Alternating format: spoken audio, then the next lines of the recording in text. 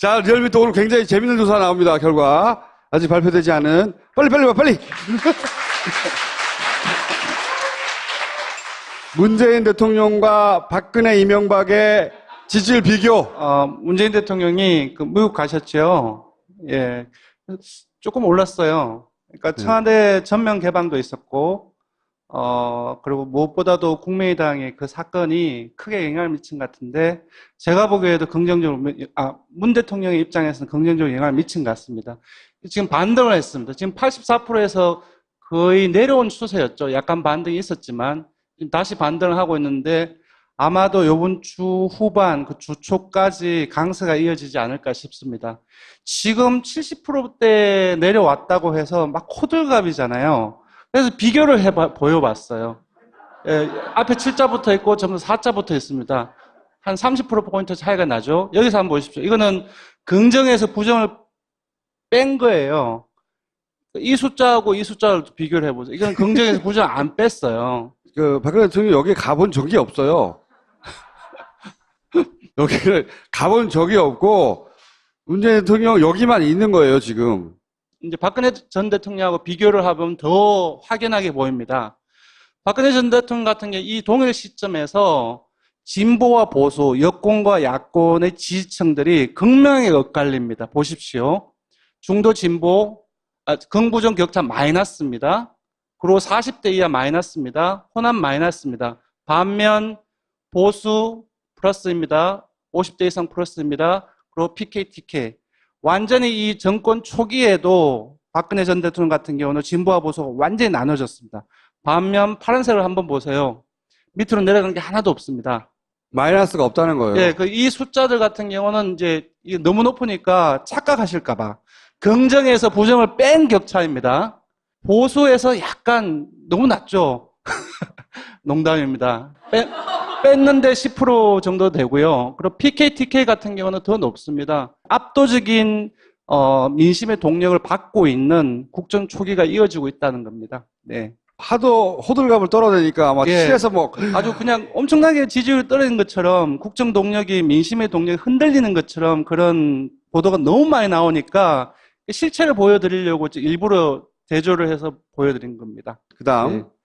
예, 정당 지지율에. 제보 조작 사건이 큰 영향을 미쳤습니다. 국민의당만 한 거네? 예, 지금 어제 기준입니다. 그러니까 이제 다 올랐는데 국민의당이 4%대가 나왔어요. 4%? 그러니까 6%대였다가 4% 떨어진 게 별로 안 떨어진 것 같지만 6%대를 그 분모로 두고 1.7%로 나눠보세요. 엄청나게 떨어진 겁니다. 5월 1일 날 17.5%였어요. 5월 1일 날. 예. 그리고 지금 6월 27일 날 4.6%가 된 거예요. 예. 없어졌다고 봐야 되죠? 오차 범위가 어떻게 되죠? 플러스 마이너스 3.1%인데 기본적으로 전체적인 경향을 본다고 한다면은 의미가 있다고 저는 생각합니다. 네. 그리고 호남 지지율을 보겠습니다. 호남에서만. 예, 호남에서 지난주 주간 집계가 15.0%였습니다. 5.8%로 호남에서도. 어제 떨어졌습니다. 그리고 금요일 같은 경우는 일간으로 호남에서 17.5%가 나왔어요. 그러니까 거의 한 15%포인트가 하루 만에 떨어진 겁니다. 다름 아닌 그 이유입니다. 제보 조작 사건. 그리고 조금 더 보면 국민의당의 지지율 그리고 국민의당의 앞으로 계속 생존할 수 있을까라는 얘기가 나오는 것이 세부 지역이라든지 계층을 보면 아실 수 있을 것 같습니다. 일부를 제외하고 전부 다 단자리 수입니다. 단자리 수임에도 불구하고 5%도 안 돼요. 그래서 제가 볼 때는 이 사건이 검찰 수사가 어느 정도 지속될 것이고 특별하게 반등의 순간이랄까 그런 부분들이 잘 안 보여요. 그래서 최대의 위기에 빠지지 않았나라는 생각이 듭니다. 호남에서 5%대로 떨어졌다는 이게 아주 치명적이네요. 네, 국회의원 대다수가 거기 있잖아요. 예전에 그 민정당이 호남에서 받은 수준 아닌가요? 호남에서 새누리당 지지율 이런 게. 그러니까 27일 기준으로 호남의 지지율은 자유한국당이 더 높습니다. 왜냐하면 호남에서도 보수층이 기본적으로 있습니다. 예. 호남에서 자유한국당이 졌어요? 예. 심각한 수준에 와 있는데. 근데 국민의당 내부에서는 이 정도까지는 이걸 못 느끼는 것 같아요, 보니까. 제가 볼 때는 지금 여러 가지 상황이 있기 때문에 이렇게 제대로 점검을 하기 힘든 조건이 아닌가 싶습니다. 호남에서 자유한국당보다 지지율이 낮다는 거는 이거는 있을 수 없는 일이에요. 그러니까 과연 이제 자유한국당과 같이 움직인 것이 과연 어떤 전략적인 판단인지, 당을 살리기 위한, 지지층을 끌어모으기 위한, 그것도 아닌 것 같거든요. 그러니까 지금 지도부가 대선 이후에 전체적인 방향성을 상실하지 않았나 싶습니다. 기본적으로 문재인 정부 혹은 문재인 자체를 인정할 수 없기 때문에 네. 이런 포지션을 취한 게 아닌가라고 생각할 수밖에 없는 사감이죠, 사감. 네. 그렇지 않고서 당을 살리려고 했다고 하면 도저히 이해가지 않는 행보를 거쳐왔는데 어쨌든 지금 큰 위기를 맞이하였다. 마지막으로는 짧게 소개해드리고 가겠습니다. 바른정당과 지금, 한국당 어떻게 되냐? 이 시기는 이제 두 보수 정당이 하나는 지도부를 이미 꾸렸거나 26일 날 7월 3일 날 지도부를 꾸립니다. 지금 이제 민주당을 제외하고는 지지율이 상당히 낮은데 보수의 미래는 어느 당이 차지할 것인가를 한번 물어봤습니다. 바른정당 59%, 자유한국당 19%, 무려 한 40%포인트가 차이가 납니다. 전부 다 바깥에 있죠. 하늘색이. 지금 바른정당 같은 경우는, 중도를 포괄해야 되지만, 보수를 놓치지 못합니다. 보수를 기반으로 해야 되는데, 구 여권들을 한번 보십시오. PK, TK, 더 높습니다. 지금 TK에서는 거의 3대 1입니다. 만약에 자유한국당이 30%면, 바른정당은 10%거든요. 근데 그 정도로 이제 그 비율대로 나가고 있는데, 그럼에도 불구하고 성장 TK 가능성 같은 경우는 성장 가능성은 TK 같은 경우는 더 높다고 보고 있습니다. 그리고 보수층 한번 보십시오. 보수층 같은 경우도 그렇습니다. 보수층 같은 경우는 지금 삐까삐까가 나왔잖아요. 근데 지금은 보수층 기준으로 하면은 바른정당이 자유한국당의 바른정당이 안 됩니다. 그럼에도 불구하고 보수층 내에서는 성장 가능성 거의 비슷하게 보고 있다는 겁니다. 제가 항상 주장하는 건데 바른정당은 중간 정도 되는 젊은 층을 바라봐야 되거든요. 근데 대선 내내 TK 가가지고 이 노년층한테 어필했었단 말이죠. 이게 여기서도 드러나듯이 바른정당이 어필해야 할 곳은 분명히 젊은 세대예요. 예, 이원 의원이 이제 당대표 되면서 지금과는 좀 다른 전국 운영을 하겠다. 협조할 거는 협조하겠다라고 얘기를 하셨고 아마 그렇게 하려고 봅니다. 그렇게 됐을 땐 제가 봤을 때는 이제 20대부터 시작해서 조금 변화가 있지 않을까. 물론 아까 보셨다시피 지금은 미미하지만 조금씩 변화가 있지 않을까 그렇게 예측을 한번 해봅니다. 네. 감사합니다. 수고하셨습니다. 네.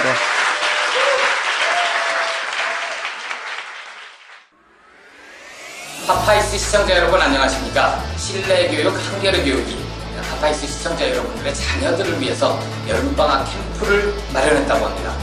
첫 번째 캠프는요, 학습 동기부여, 습관 이런 게 되게 중요하다고 하잖아요. 자기주도 학습 캠프 셀공입니다. 4박 5일 동안 다양한 프로그램을 통해서 왜 공부를 해야 하는지, 나에게 맞는 공부 방법은 무엇인지 즐겁게 공부할 수 있는 길을 제시해 준다고 합니다. 두 번째 캠프는 청소년 학생 기자 캠프인데요. 언론인을 꿈꾸는 학생들에게 기자가 무엇인지, 스트레이트, 인터뷰 기사 등 기사 쓰기, 신문사, 방송국 견학 등으로 언론인으로서의 꿈을 키울 수 있는 캠프입니다. 보다 자세한 정보와 참가를 원하시는 시청자분들은 홈페이지 www.haneducamp.co.kr 또는 포털에서 한겨레 캠프를 검색하시면 됩니다. 캠프 상담하실 때 파파이스 시청자라고 말씀하시면 상담이 5만원이 할인된다고 합니다. 올 여름방학 한겨레 교육이 마련한 자기주도 학습 캠프 셀고 그리고 학생기자 캠프 두 군데에 많이 참여해주세요. 학생들이 행복하고 좋아할 겁니다. 고맙습니다. 과학과 예술의 융합으로 탄생한 엑스레이 아트. 우리가 볼 수 없었던 그들의 실체. Without things that the human eye sees, which is the reflected light of the surface, it shows an object from the inside out. 어둠 속에서 빛나는 본질. 신비하고 아름다운 엑스레이 세계로 여러분을 초대합니다. 엑스레이맨 닉 베세이전. 있습니다. 그리고 보수청 한번 보십시오. 보수청 같은 경우도 그렇습니다. 보수청 같은 경우는 지금 삐까삐까가 나왔잖아요. 근데 지금은 보수청 기준으로 하면은 바른정당이 자유한국당의 바른정당이 안 됩니다. 근데 그럼에도 불구하고 보수청 내에서는 성장 가능성 거의 비슷하게 보고 있다는 겁니다. 제가 항상 주장하는 건데, 바른정당은 중간 정도 되는 젊은 층을 바라봐야 되거든요. 근데 대선 내내 TK 가가지고 이 노년층한테 어필했었단 말이죠.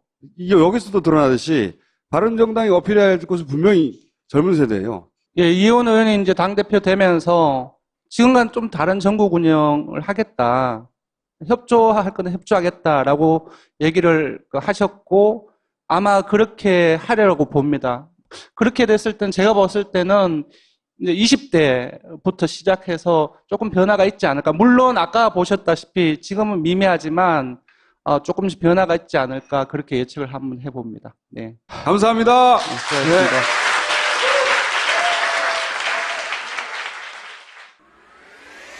파파이스 시청자 여러분 안녕하십니까? 실내교육, 한겨레 교육이 파파이스 시청자 여러분들의 자녀들을 위해서 여름방학 캠프를 마련했다고 합니다. 첫 번째 캠프는요, 학습 동기부여, 습관 이런 게 되게 중요하다고 하잖아요. 자기주도 학습 캠프 셀공입니다. 4박 5일 동안 다양한 프로그램을 통해서 왜 공부를 해야 하는지, 나에게 맞는 공부 방법은 무엇인지 즐겁게 공부할 수 있는 길을 있다는 거는 이거는 있을 수 없는 일이에요. 그러니까 과연 이제 자유한국당과 같이 움직인 것이 과연 어떤 전략적인 판단인지, 당을 살리기 위한, 지지층을 끌어모으기 위한, 그것도 아닌 것 같거든요. 그러니까 지금 지도부가 대선 이후에 전체적인 방향성을 상실하지 않았나 싶습니다. 기본적으로 문재인 정부 혹은 문재인 자체를 인정할 수 없기 때문에 네. 이런 포지션을 취한 게 아닌가라고 생각할 수밖에 없는 사감이죠, 사감. 네. 그렇지 않고서 당을 살리려고 했다고 하면 도저히 이해가지 않는 행보를 거쳐왔는데 어쨌든 지금 큰 위기를 맞이하였다. 마지막으로는 짧게 소개해드리고 가겠습니다. 바른정당과 지금, 한국당 어떻게 되냐? 이 시기는 이제 두 보수 정당이 하나는 지도부를 이미 꾸렸거나 26일 날 7월 3일 날 지도부를 꾸립니다. 지금 이제 그 민주당을 제외하고는 지지율이 상당히 낮은데 보수의 미래는 어느 당이 차지할 것인가를 한번 물어봤습니다. 바른정당 59%, 자유한국당 19%, 무려 한 40%포인트가 차이가 납니다. 전부 다 바깥에 있죠. 그 하늘색이. 지금 바른정당 같은 경우는 중도를 포괄해야 되지만 보수를 놓치지 못합니다. 보수를 기반으로 해야 되는데 구 여권들을 한번 보십시오. PK, TK 더 높습니다. 지금 TK에서는 거의 3대 1입니다. 만약에 자유한국당이 30%면 그 바른정당은 10%거든요. 근데 그 정도로 이제 그 비율대로 나가고 있는데 그럼에도 불구하고 성장 TK 가능성 같은 경우는 성장 가능성은 TK 같은 경우는 더 높다고 보고 있어요. 50대 이상 플러스입니다. 그리고 PK, TK. 완전히 이 정권 초기에도 박근혜 전 대통령 같은 경우는 진보와 보수가 완전히 나눠졌습니다. 반면 파란색을 한번 보세요. 밑으로 내려가는 게 하나도 없습니다. 마이너스가 없다는 거예요. 예, 이 숫자들 같은 경우는 이제 이게 너무 높으니까 착각하실까봐 긍정에서 부정을 뺀 격차입니다. 보수에서 약간 너무 낮죠. 농담입니다. 뺐는데 10% 정도 되고요. 그리고 PK, TK 같은 경우는 더 높습니다. 압도적인 민심의 동력을 받고 있는 국정 초기가 이어지고 있다는 겁니다. 네. 하도 호들갑을 떨어대니까 아마 예. 칠에서 아주 그냥 엄청나게 지지율이 떨어진 것처럼 국정 동력이 민심의 동력이 흔들리는 것처럼 그런 보도가 너무 많이 나오니까 실체를 보여드리려고 일부러 대조를 해서 보여드린 겁니다. 그다음 예, 정당 지지율에 제보 조작 사건이 큰 이게 영향을 뭐야? 미쳤습니다. 국민의당만 한 거네? 예, 지금 어제 기준입니다. 그러니까 이제 다 올랐는데 국민의당이 4%대가 나왔어요. 4%. 그러니까 6%대였다가 4% 떨어진 게 별로 안 떨어진 것 같지만 6%대를 그 분모로 두고 1.7%로 나눠보세요. 엄청나게 떨어진 겁니다.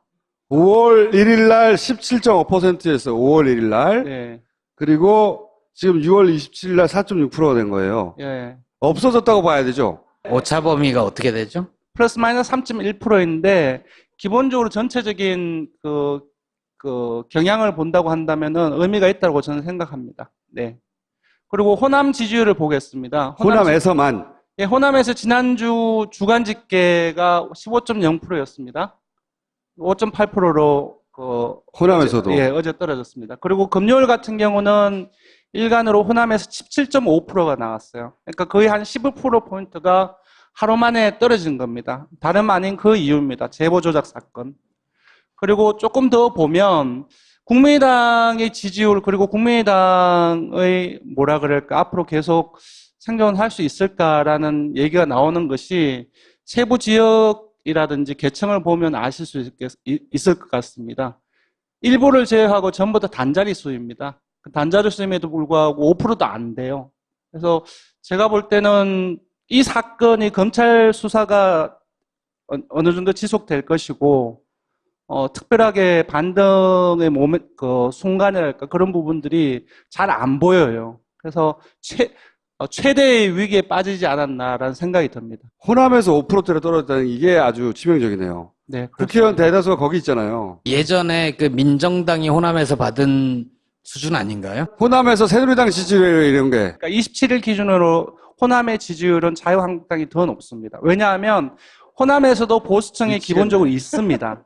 예. 호남에서 자유한국당이 졌어요? 예.